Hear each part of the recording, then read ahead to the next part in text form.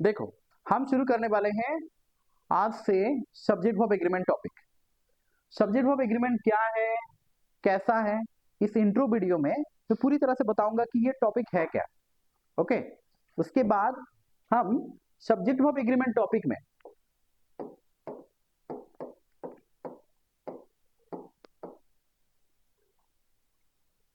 ए double G और single जी,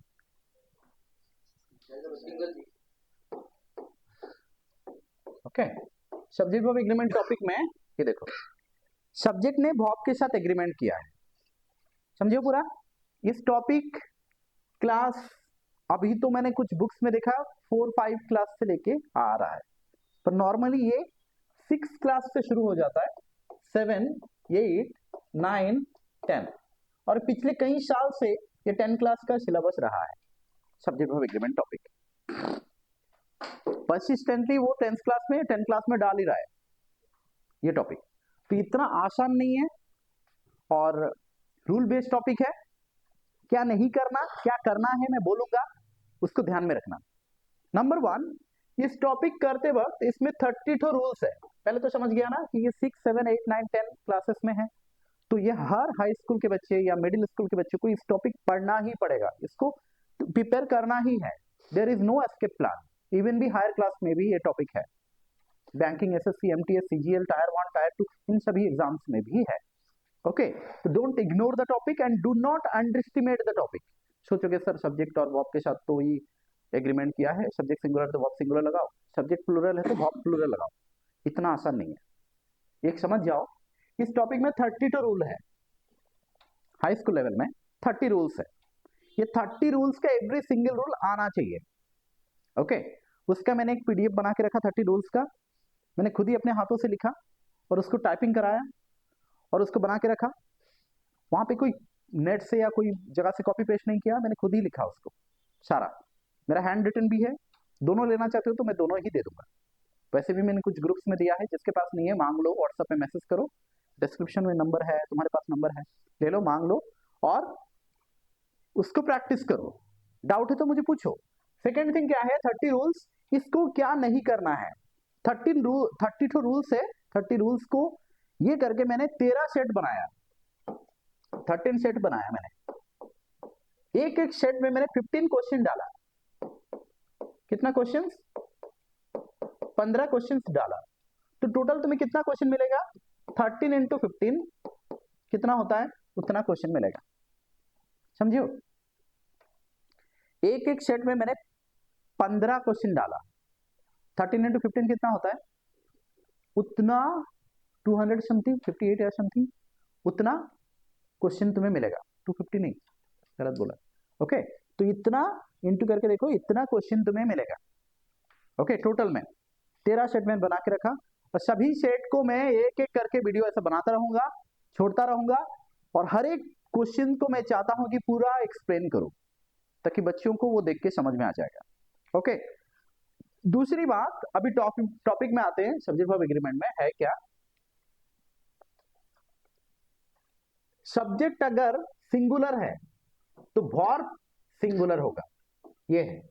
subject अगर plural है तो वर्ब भी प्लूरल होगा। बेसिक से टॉपिक है। ओके, इससे पहले तुम्हें और एक चीज पता करना है कि ग्रामर में 3 चीज सिंगुलर और प्लूरल होता है। एक है नाउन, प्रोनाउन और एक है वर्ब। नाउन, प्रोनाउन, वर्ब, इन तीनों टॉपिक का सिंगुलर प्लूरल होता है। अब ये तीनों टॉपिक यहां पे काम आएगा, देखो क्यों। क्योंकि किसी भी वर्ड को सब्जेक्ट होने के लिए उसको इधर नाउन होना पड़ता है, नहीं तो प्रोनाउन होना पड़ता है, और वही जो नाउन और प्रोनाउन देखो इधर है, और यही नाउन के साथ वर्ब का एग्रीमेंट होगा या फिर प्रोनाउन के साथ वर्ब का एग्रीमेंट होगा। उसी से ये टॉपिक बना, समझो कुछ भी। सब्जेक्ट होने के लिए किसी भी वर्ड को इधर नाउन होना पड़ेगा, नहीं तो प्रोनाउन होना पड़ेगा। ओके, तो अगर वो नाउन और प्रोनाउन होता है तो उसका सिंगुलर प्लूरल होता है, तो तुम्हें देखना है कि यह सिंगुलर नाउन है या प्लूरल नाउन है। प्रोनाउन है तो सिंगुलर प्रोनाउन है या प्लूरल प्रोनाउन है। वर्ब है तो सिंगुलर वर्ब है या प्लूरल वर्ब है, ऐसा देखना है। सिंगुलर नाउन के लिए सिंगुलर सब्जेक्ट वर्ब रखोगे, सिंगुलर प्रोनाउन के लिए सिंगुलर वर्ब रखोगे, प्लूरल नाउन या प्रोनाउन के लिए प्लूरल वर्ब रखोगे। उसको ये टॉपिक बोला सब्जेक्ट वर्ब एग्रीमेंट। अभी समझो आसान भाषा में ये टॉपिक है क्या कि सब्जेक्ट ने वर्ब के साथ एग्रीमेंट किया, एग्रीमेंट या कंकर्ड भी बोलता है इसको। ओके, सब्जेक्ट ने वर्ब के साथ एग्रीमेंट किया। बेटा याद रखना, सब्जेक्ट ने वर्ब के साथ जो एग्रीमेंट किया, व्हाट इज एग्रीमेंट? समझौता करना। जैसे मैरिज में एग्रीमेंट होती है, मैरिज में एक हस्बैंड ने वाइफ के साथ एग्रीमेंट किया, उसको क्या बोलते हैं हम? Marriage agreement. इसमें क्या होता है? ये होता है कि अगर हस्बैंड ने वाइफ के साथ बदतमीजी किया, अगर हस्बैंड ने बदतमीजी किया तो ये भी करेगी। और हस्बैंड क्या बोलता है कि अगर तूने बदतमीजी करी तो मैं भी करूंगा। मतलब तू जैसा करेगा, वाइफ बोल रही है कि तूने अगर ऐसा लिमिट क्रॉस किया तो मैं भी करूंगी। ऐसा एग्रीमेंट नहीं होता है जैसे रूम एग्रीमेंट होता है, टेनेंट का जो एग्रीमेंट करते हैं ना वो रूम का। क्या होता है कि आप ऐसे रूल ब्रेक करोगे, ऐसे तोड़ फोड़ करोगे तो इसकी भरपाई भी आपको देना पड़ेगा, आपने जो एडवांस दिया उससे भी कटा जाएगा। समझे हो? तो इसको एग्रीमेंट बोलते हैं। हस्बैंड वाइफ का एग्रीमेंट क्या? तूने ऐसा किया तो मैं भी, तूने गाली दिया तो मैं भी गाली दूंगी, तूने अगर बदतमीजी करी, मारपीट किया तो मैं भी। ऐसा एग्रीमेंट ना, तू जैसा वैसा मैं। अब बेटा ये जो हस्बैंड और वाइफ का एग्रीमेंट होता है, इन दोनों में कौन एक है जो हस्बैंड वाइफ का एग्रीमेंट नहीं मानता? एक किंग, एक राजा ऐसा एग्रीमेंट मानता है? नहीं मानता ना। जैसे फॉर एग्जांपल एक हस्बैंड है तो एक ही वाइफ से उसका शादी होना चाहिए, पर राजा तो एक ही राजा है, 3-3 शादी कर रहे हैं, 4-4 100 शादी भी करके रखते हैं ना, है ना? तो राजा लोग क्या ये एग्रीमेंट मानते हैं? नहीं ना। वैसे ग्रामर के अंदर में एक राजा बोल दूं बेटा, आई, ये सब्जेक्ट है, आई कौन है? प्रोनाउन है। तो आई तो एक सब्जेक्ट है ना, आई ये एग्रीमेंट नहीं मानेगा। ठीक है, अब याद रखना, आई है सिंगुलर, यू तो हमेशा प्लूरल मान के चलते हो, तो प्लूरल ही लेगा वो। बट आई क्या है ना, ये सब्जेक्ट वर्ब एग्रीमेंट नहीं मानता है। एक एंगल से देखा जाए तो कि ये है सिंगुलर, पर आई के बाद में आप वाज भी लगा सकते हो, आई के बाद में आप वेयर भी लगा सकते हो, आई के बाद में आप आर भी लगा सकते हो, आई के बाद में आप डू भी लगा सकते हो, आई के बाद में आप हैव भी लगा सकते हो, आई के बाद में आप एम भी लगा सकते हो। देखो ग्रामर का रूल कहता है कि वर्ब के लास्ट में वो एस है तो ये सिंगुलर है। तो इस हिसाब से वर्ब के लास्ट में यहाँ पे देखो ये एस है तो ये तो सिंगुलर है, यहाँ पे एस नहीं है तो ये तो प्लूरल है, यहाँ पे एस नहीं है तो ये तो प्लूरल है, यहाँ पे एस नहीं है तो ये तो प्लूरल है, यहाँ पे एस नहीं है ये तो प्लूरल है, पर इधर देखो एस भी नहीं है पर है सिंगुलर। क्यों? क्योंकि वो आई को फॉलो कर रहा है ना। समझे भी? सब चीज आई के बाद में लग सकता है। आप मुझे पूछोगे सर मैंने आई हैव सुना है, आई डू सुना है, I do my work, I have a pen, ये दोनों सुना है, आई एम ए बॉय ये भी सुना है, I was there, I was there, मैं वहां पे था, ये भी सुना है, पर मैंने ये दोनों नहीं सुना। कुछ का ये डाउट होता होगा, है ना बेटा? क्वेश्चन टैग नाम की एक टॉपिक है, tag, question tag. Question tag topic में आप आई के लिए आर भी यूज होता है। जैसे I am a boy, are and I am a boy, उसका क्या होता है? एंट आई या आर एंट आई या एंट आई, एंट आई। देखो आई के लिए क्या आ रहा है? क्वेश्चन टैग, टैग में भी हम आई के लिए हम आर का इस्तेमाल कर रहे हैं। ओके, और आई के लिए आप वेयर भी लगाते हो, कौन से टॉपिक में? कंडीशनल टाइप 2, सपोजिशनल सेंटेंस में। विश के बाद I wish I were a bird, I wish I were a doctor, suppositional काल्पनिक वाक्य, उसमें आप आई के बाद में आप वेयर लगाते हो। I if I were a bird, if I were a bird, conditional type 2 में if I were a bird I would fly in the sky, अगर मैं पंछी होता तो मैं आसमान में उड़ता। If I were a king I would help the poor, अगर मैं राजा होता तो मैं गरीबों की मदद करता। आप हो नहीं, ये आपकी कल्पना है, ड्रीम है, सपना है। ओके, सपोजिशन, काल्पनिक वाक्य, सपोजिशनल सेंटेंस, उस प्रकार के सेंटेंस में आप आई के लिए वेर भी लगाते हो। तो ये समझ में आ गया कि ये आई जो है वो ग्रामर का रूल नहीं मानता ऐसा।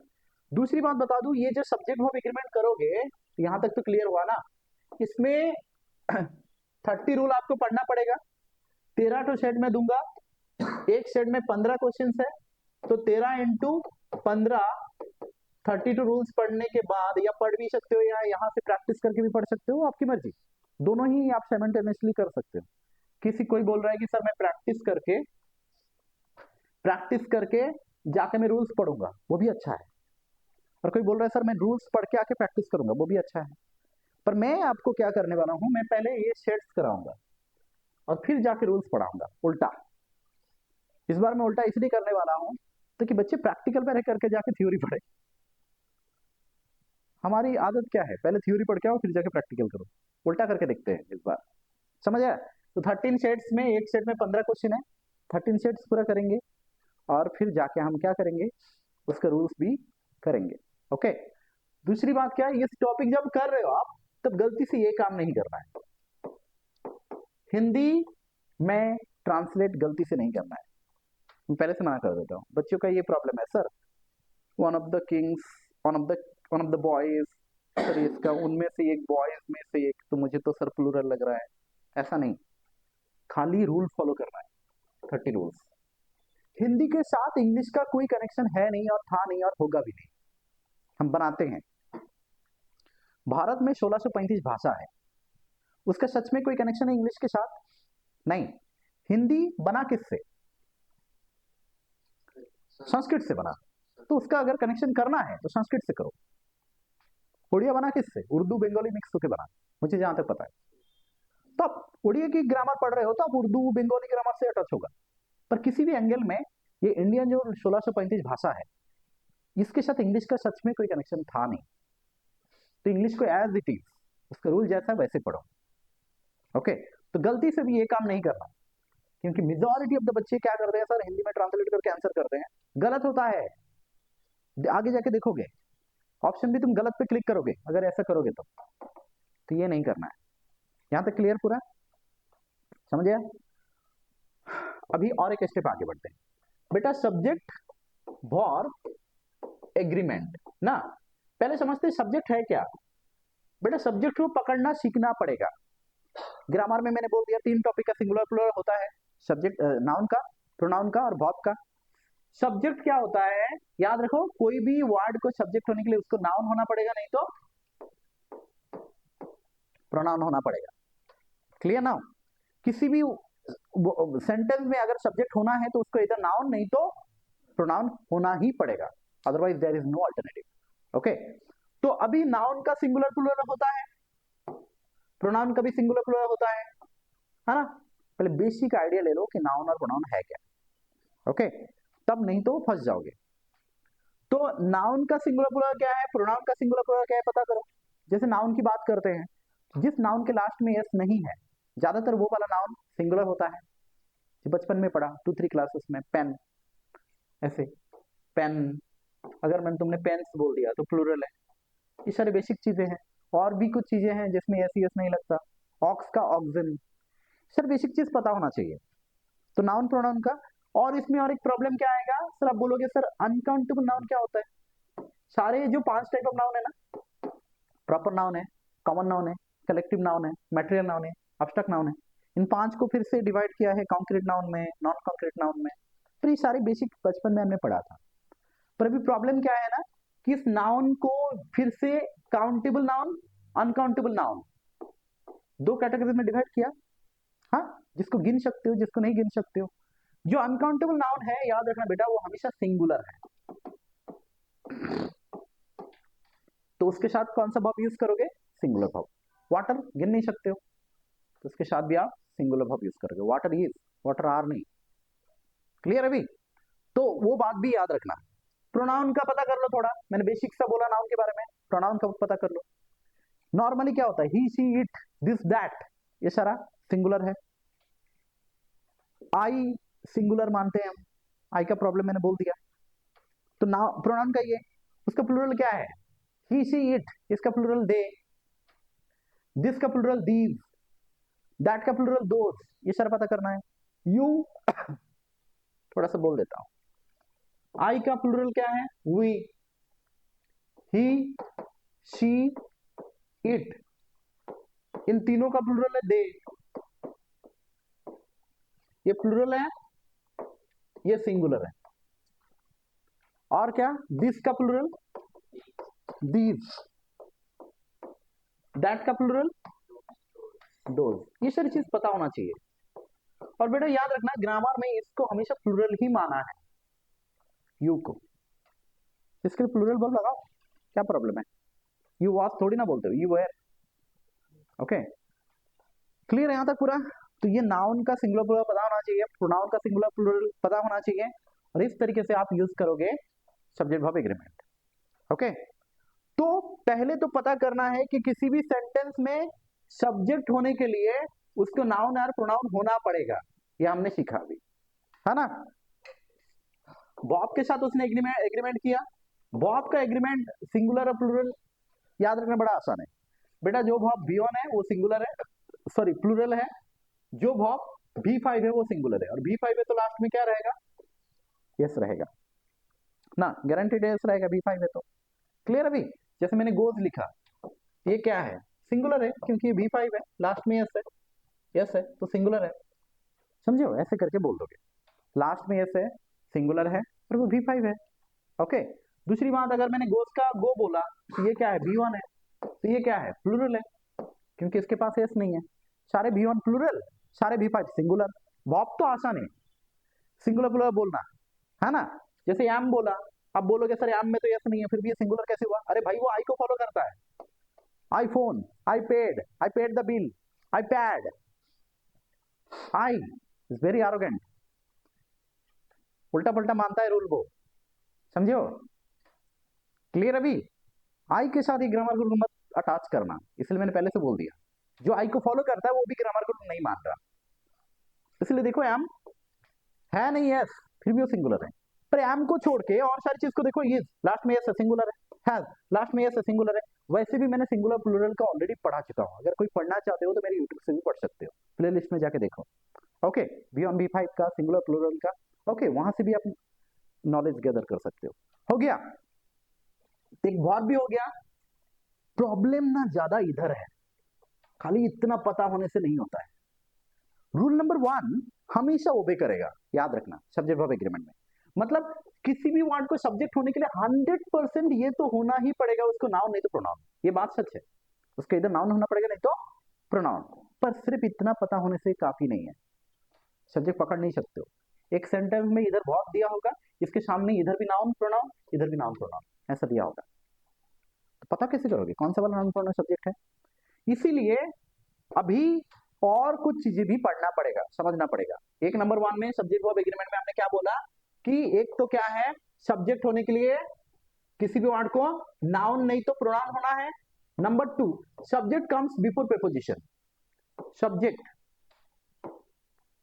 कम्स बिफोर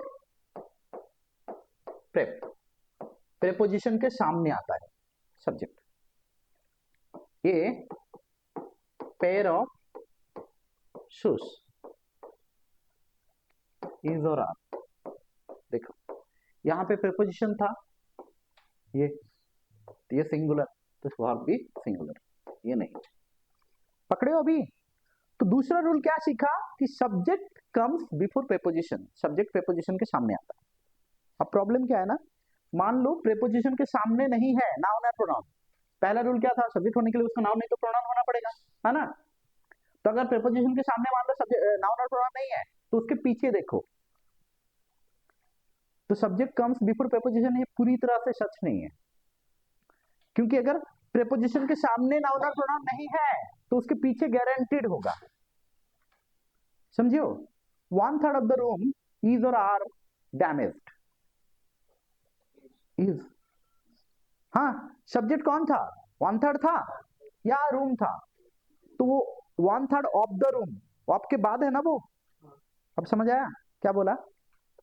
तो अगर सब्जेक्ट उसके हे इधर देख, सब्जेक्ट अगर प्रीपोजिशन के सामने नहीं है तो सब्जेक्ट प्रीपोजिशन के बाद देखना पड़ेगा, ओके। और उसके गारंटीड क्या होगा, वो नाउन नहीं तो प्रोनाउन होगा, और उस हिसाब से अगर सिंगुलर है तो सिंगुलर लगाओ, प्लूरल है तो प्लूरल लगा दो, समझे पूरा। हाँ, थर्ड थिंग याद रखना बेटा, जब भी कोई सब्जेक्ट का इस्तेमाल कर रहे हो और एक तरीके से भी आप सब्जेक्ट पकड़ सकते हो, कैसे, व्हाट का इस्तेमाल करके। कई बार व्हाट क्वेश्चन पूछो, उसका आंसर जो अगर नाउन आया तो समझ जाना there is a strong possibility वो सब्जेक्ट है जिसके बारे में बात किया जा रहा है। ए पेयर ऑफ शूज इधर आर हियर, क्या है, पैर है, शूज की पैर है, किसके बारे में मेनली बातें किया, पैर के बारे में, समझे भी।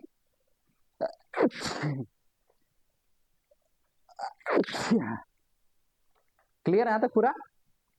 तो व्हाट क्वेश्चन पूछोगे और व्हाट क्वेश्चन का आंसर का नाउन आया वो भी सब्जेक्ट है, जिसके बारे में बातें किया जा रहा है वो सब्जेक्ट है।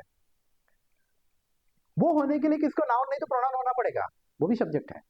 प्रीपोजिशन के सामने अगर नाउन प्रोनाउन है वो भी सब्जेक्ट है। पता लगा अभी तीन चीजें, कुछ डाउट है इसमें अभी मुझे बताया, हार्ड लगा, ओके वेरी गुड, डाउट है तो पूछ सकते हो।